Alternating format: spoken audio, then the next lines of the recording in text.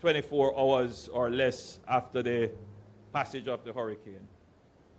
Practically, the only functioning institution that stood, apart from the hospital, was the police.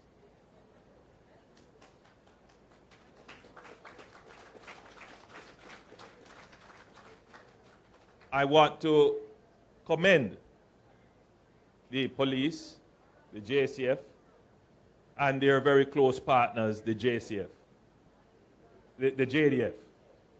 In Black River, the Coast Guard base was destroyed, and the Coast Guard had to take up refuge at the police station, which was also partially damaged. And as I landed, I saw the superintendent, the senior sup there. He made his way, wading through water to come and greet me. Superintendent Minto, SSP Minto, and his team. And they were there, maintaining order in the rain, in the wind. And I think that all Jamaicans can feel very proud of our security forces, of both the JDF and the JCF,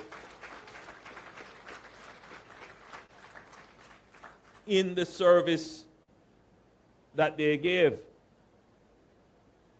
But I use this opportunity as well to make, you liking what I'm saying?